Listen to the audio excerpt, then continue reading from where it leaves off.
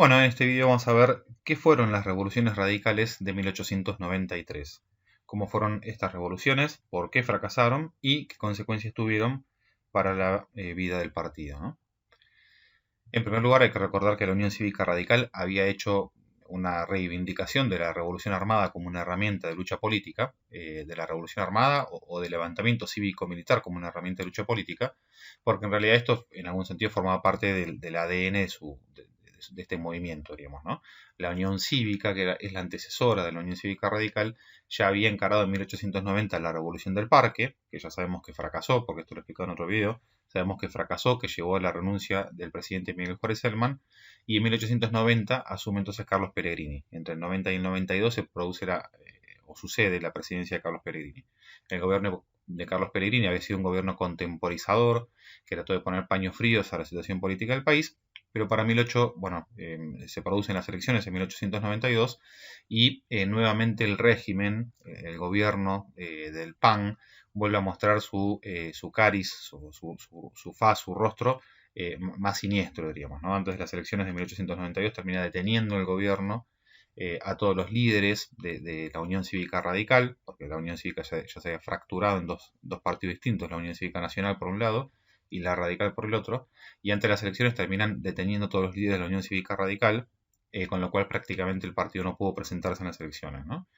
Aparte, bueno, del uso del fraude y demás. Con lo cual, la Unión Cívica Radical volvió a reivindicar la revolución armada o la lucha armada como una herramienta de lucha política frente a un régimen que obviamente le cerraba todas las puertas en el sentido de que no permitía el acceso a la política de nuevos actores, de nuevos actores o partidos políticos, ¿no? Por medio del fraude y la maquinaria electoral, impedía que se dieran las elecciones en condiciones de transparencia y que pudiesen surgir nuevos partidos políticos, ¿no? Con lo cual siempre la revolución armada, la lucha armada y la abstención electoral fueron las dos herramientas que manejó inicialmente este partido, la Unión Cívica Radical, ¿no? Bueno, en 1892 asume la presidencia Luis Sáenz Peña. ¿Cuáles fueron las características de esta presidencia? Bueno, fue la más inestable administración de la segunda mitad del siglo XIX. Sáenz Peña tuvo constantes renuncias de sus ministros y de sus gabinetes, de hecho tuvo 12 gabinetes diferentes, debió afrontar varias revoluciones, bueno, ahora muchas las voy a explicar ahora, esta oleada revolucionaria que hubo en 1893, realizó 8 intervenciones federales a distintas provincias y declaró el estado de sitio, bueno, durante varios meses en todo el país. Con lo cual fue una presidencia sumamente complicada, ¿no? Bueno, de hecho se decía que el anciano caballero no va a llegar a cumplir ni siquiera la mitad de su mandato, ¿no? Como una especie de predicción que obviamente después se terminó cumpliendo. ¿Cuál es la causa de esta inestabilidad en la administración, bueno, el gobierno de Sáenz Peña? Es que Sáenz Peña había llegado a la presidencia por un acuerdo entre Roca y Mitre, eh, y después ese acuerdo se terminó finalizando rápidamente, con lo cual Sáenz Peña asume la presidencia sin ningún partido político que lo apoye, diríamos, ¿no? Logra llegar a la presidencia por este acuerdo, pero finalmente el acuerdo se rompe rápidamente, con lo cual él asume prácticamente sin ningún partido que lo apoye, ¿no? Bueno, él gobernó o fue presidente argentino entre octubre de 1892 y enero de 1895. Por ello, bueno, en julio de 1893, por todos estos cambios de gabinete, cambios en los ministros y buscando siempre Sáenz Peña acomodar ministros que le trayesen, votos de distintos partidos o simpatías de distintos partidos, él nombra a Aristóbulo del Valle, un radical, como ministro de guerra. ¿Qué había sucedido en la Convención Nacional de la UCR en 1892? La UCR no había reconocido la legitimidad de Luis Sáenz Peña como presidente, y por otra parte había defendido ya en 1892, frente a los abusos del régimen, había defendido la legitimidad de la acción revolucionaria como una herramienta de lucha política, ¿no? Frente a estos hechos, esta postura tan de rechazo del partido de la UCR, Sáenz Peña lo pone a Aristóbulo del Valle como una forma también de tratar de captar cierta simpatía de este partido opositor, ¿no? Pero frente a las convicciones que tenían los radicales de que era imposible llegar al poder político, a tomar el poder político, bueno, por medio de los medios legales, por medio de las elecciones, etcétera, los radicales van a volver en 1893 a provocar una serie de oleadas revolucionarias, ¿no? Hubo una serie, a lo largo de 2 o 3 meses, hubo una serie de revoluciones que van estallando en distintas provincias. Se las suele agrupar en dos oleadas distintas. Básicamente, a pesar de que prácticamente no hubo tiempo, no hubo mucha diferencia temporal entre una oleada y la otra, pero se las suele agrupar en dos oleadas distintas por el hecho de que algunas de estas rebeliones estuvieron dirigidas por cierto sector del partido y otras estuvieron dirigidas por otro sector del partido, ¿no? Con características como muy puntuales cada una de ellas, ¿no? Que ahora las vamos a ver. En primer lugar, bueno, estalla esta primera revolución o esta primera oleada revolucionaria de 1893. Estas primeras revoluciones estuvieron dirigidas por Hipólito Yrigoyen y por el mismo Aristóbulo del Valle, el ministro de Sáenz Peña. Y el objetivo de estas insurrecciones era justamente que por medio de distintas insurrecciones provinciales que tomaran el poder político en las provincias, obligarlo al gobierno frente a un panorama que se le volvía adverso, de provincias que empezaban a ser gobernadas por gobernadores provisorios de extracción radical, con un panorama adverso, obligarlo al gobierno a realizar elecciones en condiciones de transparencia, ¿no? Elecciones libres. Con lo cual, bueno, empiezan a estallar un montón de rebeliones en varias provincias. Acá tenemos una imagen de Aristóbulo del Valle. El 28 de julio estalla la primera, que fue en la provincia de San Luis. Estuvo dirigida por Teófilo Sá y media docena de dirigentes radicales. Bueno, algunos de ellos eran maestros y directores de la escuela local. Este grupo radical lo obliga al gobernador a renunciar y Teófilo Sá termina asumiendo como gobernador provisorio, con lo cual la provincia queda en manos de este grupo rebelde radical, ¿no? Al poquito tiempo, el 30 de julio, estalla en Santa Fe otra revolución. Había, bueno, en Santa Fe un profundo descontento en contra del gobernador, que era Juan Manuel Caferata. A los radicales aparte se le suma un contingente rebelde de las colonias suizas. Y bueno, luego varios días de lucha derrotan al gobernador y asume el radical Mariano Candiotti, con lo cual Santa Fe también queda en manos de un gobierno provisorio de extracción radical. Y finalmente, ese mismo 30 de julio, mientras que estallaba la revolución en Santa Fe, también estalla en Buenos Aires. La rebelión en Buenos Aires va a ser dirigida por Hipólito Yrigoyen. Acá hay como una placa de Hipólito Yrigoyen, jefe revolucionario. La de Buenos Aires claramente fue la rebelión mejor organizada y la más poderosa, la más amplia de estas tres rebeliones. Estalló simultáneamente en 82 ciudades, con lo cual estaba perfectamente coordinado todo el movimiento de los rebeldes para poder tomar o hacerse cargo del poder, del control de estas ciudades.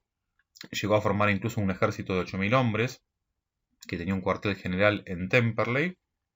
Y el 8 de agosto, bueno, empezó el 30 de julio, el 8 de agosto, una semana después más o menos, toma la ciudad de La Plata e instala como gobernador provisorio a Juan Carlos Belgrano, con lo cual había 3 provincias que estaban en poder o bajo control de gobernadores radicales. Las 3 revoluciones provinciales de julio de 1893 tuvieron éxito, o sea, fueron exitosas. De hecho, en las 3 se formaron gobiernos provisionales radicales, se comenzó a reorganizar el poder judicial y se anularon los padrones electorales vigentes, en base a los cuales se hacían las elecciones, y se ordenó la confección de padrones nuevos, con lo cual hubo una cierta reforma administrativa en estas provincias, ¿no? Pero ¿por qué fracasan finalmente? Bueno, acá se producen varios errores o descoordinaciones dentro de la Unión Cívica Radical.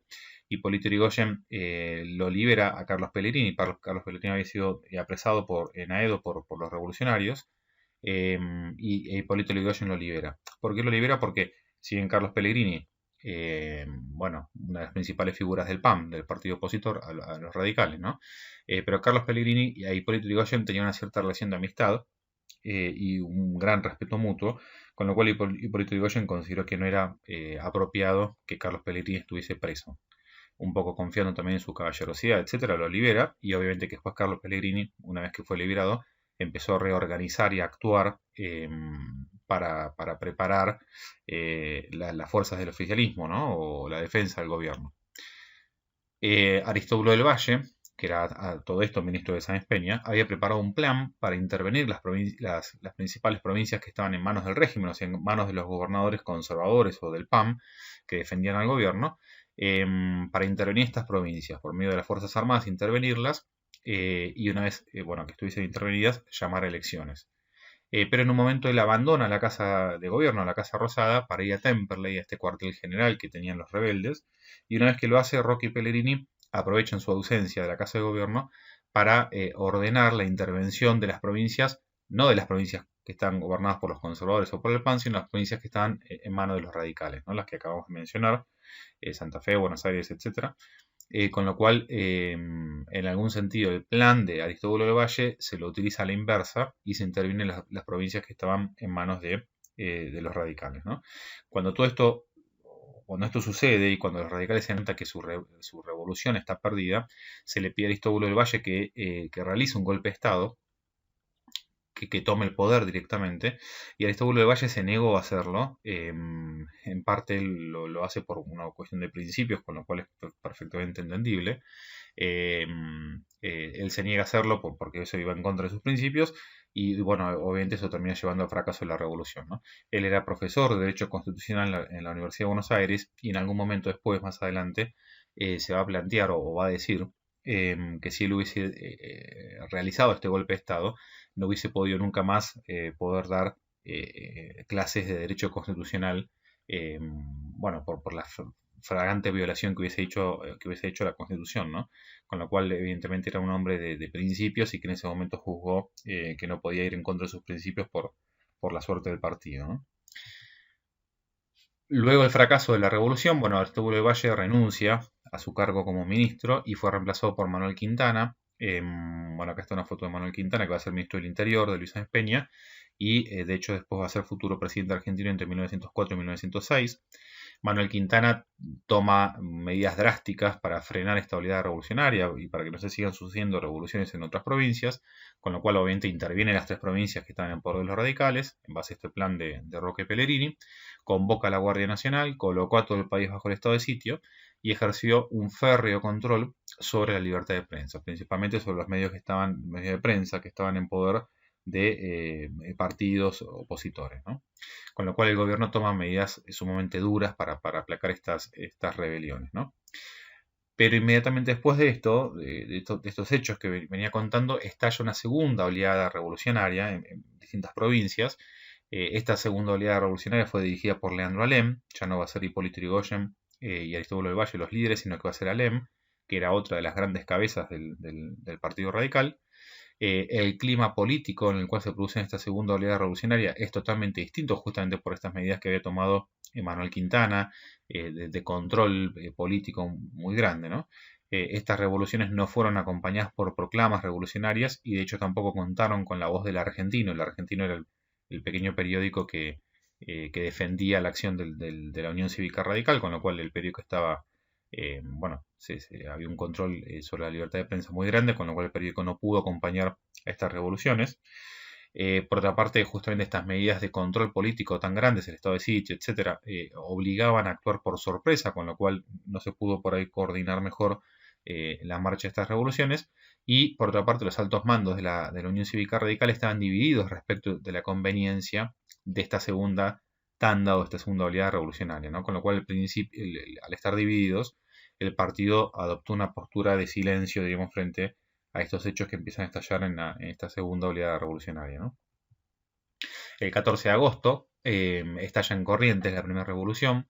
Alem había acordado con el general Manuel Mantilla el suministro de armas para la revolución.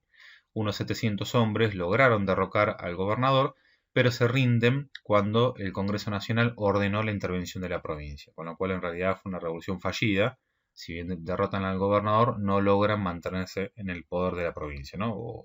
Bueno, sí, no van a mantener el poder en la provincia. Luego estalla poquito tiempo después, el 7 de septiembre, una segunda revolución en Tucumán. El comandante radical Bello sublevó sus propias tropas.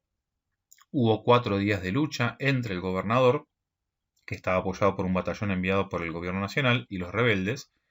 O sea, los rebeldes luchan contra el gobernador, apoyado por este batallón que le había enviado el gobierno nacional, y luego de 4 días de lucha, finalmente lo derrotan al gobernador y asume Eugenio Méndez como gobernador provisorio. Con lo cual acá en Tucumán sí hubo provisoriamente un gobierno radical, ¿no? Quintana envió finalmente entonces un ejército más grande, un ejército de 1.200 hombres para apoyarlo al gobernador depuesto.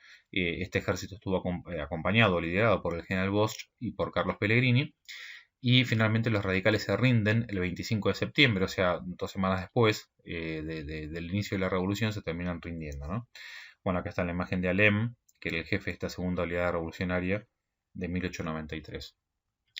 Y por último, un día antes de que se rindan, el 24 de septiembre, en Santa Fe estalla otra revolución más. Esta vez fue dirigida por Mariano Candioti, que se rebeló con un ejército cívico-militar, o sea, formado por civiles y militares. Luego de 2 días de combate son derrotados en Santa Fe. Alem llegó a Rosario escondido en un buque de carga, lo reciben como un héroe y una asamblea popular lo declara presidente, presidente de la República, pero bueno, obviamente que nunca llegó a ejercer el cargo, ¿no? Lo apoyan unos 6.000 hombres mal armados y algunos buques de la Armada que se habían empleado también a la revolución. Está el buque Ara Los Andes, Ara significa Armada República Argentina, Los Andes, este buque está en Rosario, y después hay una torpedera Muratura en Tigre que también se pasa a la revolución, ¿no? Este en algún sentido fue el mayor levantamiento del año por la magnitud de los sucesos o por lo lejos que van a llegar, que van a llegar estos sucesos, ¿no? Bueno, acá hay una imagen del ejército revolucionario radical. ¿Cómo reaccionó el gobierno? Bueno, alarmado obviamente por la convulsión política que se vive en el país. Hay que pensar que había ido estallando a lo largo de un mes y medio más o menos revoluciones en 6 provincias distintas, algunas con una mayor magnitud, quizás otras un poco menos importantes, pero no deja de ser llamativo que en 6 provincias distintas se hayan producido estos levantamientos. Sáenz Peña, bueno, lo nombró a Julio Argentino Roca como comandante en jefe del ejército y le dio básicamente carta blanca para que él acabara con todas las revoluciones, ¿no? Se produce un impresionante despliegue de fuerzas militares dirigidas por los más prestigiosos generales del ejército argentino, por los generales más importantes del país. Sofocadas los demás levantamientos en todas las otras provincias, Roca se concentró en Rosario, que era el último levantamiento liderado por el mismo Leandro Alem. Bueno, se produce el combate naval de El Espinillo, en el cual el buque Los Andes, el rebelde que se había pasado al radicalismo, fue vencido por el acorazado Ara Independencia y la cañonera Espora, con lo cual se produce un combate naval en el río entre este buque radical y estos buques leales al gobierno. En Rosario, bueno, obviamente que cuando triunfan la fuerza del gobierno, la ciudad de Rosario queda, o la situación de Rosario se vuelve desesperada. Roca rodea la ciudad con el ejército por tierra y obviamente con los barcos de la armada por agua, con lo cual la ciudad queda completamente rodeada y amenaza con bombardearla si no se rendían. Alem quiso resistir a todo trance. Alem decía que bombardeen la ciudad y básicamente vamos a pelear entre los escombros. Pero finalmente decide no combatir porque obviamente parte del pueblo rosarino le dijo que era una locura permitir que se bombardeara la ciudad, donde había, bueno, obviamente mujeres, niños, ancianos, etcétera, ¿no? Con lo cual era obligar a la ciudadanía a sufrir grandes dolencias y pérdidas, ¿no? Con lo cual al final Alem decide no combatir. El 1 de octubre Alem, bueno, termina siendo capturado y después va a permanecer preso durante 6 meses. Algunas de las frases que da Alem son muy llamativas,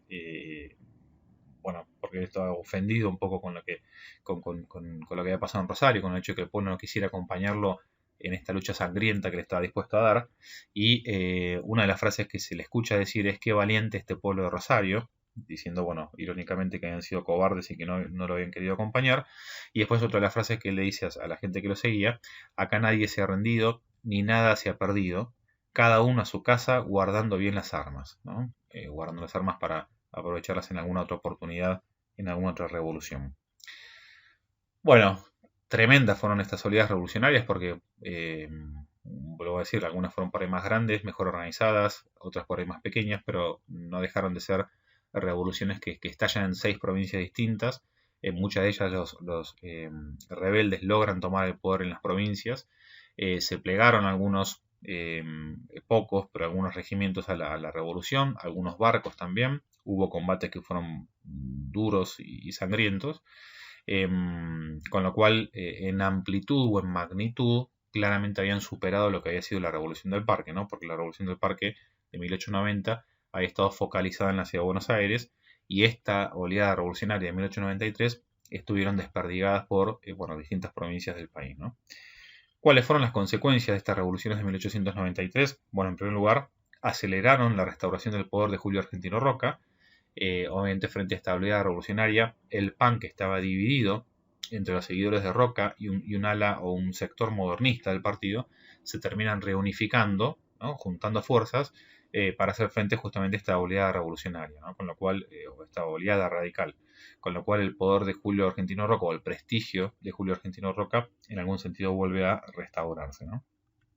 En segundo lugar, mostrar una mayor disciplina dentro del ejército y de la armada, porque bueno, si bien hubo, como decía recién, algunos regimientos y buques que se pasan a la revolución, fueron en proporción mucho menos de lo que había sido durante la revolución del Parque, ¿no? Donde muchísimos regimientos habían pasado a la revolución y muchos lo iban a hacer y a último momento al final no lo hacen, no se vuelven rebeldes, pero evidentemente el ejército y la armada mostraron una mayor disciplina al poder político que lo que había sido unos años antes, ¿no? La UCR incrementó su popularidad, lo mismo le había pasado en la Revolución del Parque. A pesar de los fracasos de estas revoluciones, termina incrementando su popularidad. Las duras medidas de Manuel Quintana ayudaron a que se viera el partido como una víctima de la persecución del gobierno,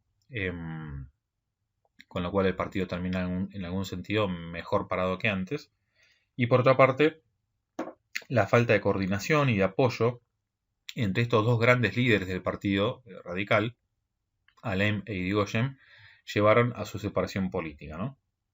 En realidad, la separación política no va a ser solamente por lo que pasa en 1893 en esta oleada revolucionaria, sino que entre ellos, que eran obviamente Alem, era tío de Hipólito Yrigoyen, entre ellos había un montón de diferencias, hasta problemas familiares y demás, con lo cual problemas familiares, problemas respecto de cómo conducir el partido, con lo cual en algún sentido estas revoluciones de 1893 y la falta de apoyo que se habían dado mutuamente, sobre todo de Irigoyen, a esta segunda oleada revolucionaria dirigida por Alem, terminan llevando a un cierto distanciamiento entre ambos líderes, ¿no? Y a una separación política dentro del mismo partido. Bueno, acá hay un monumento a Alem en la ciudad de Rosario. Acá se ve la cara de Alem con su característica barba. Bueno, acá te dejo otros videos que te pueden llegar a interesar si el tema o la explicación te pareció interesante. Le puedes dar un like al video, suscribirte o compartirlo con quien quieras o quien creas que le pueda llegar a interesar.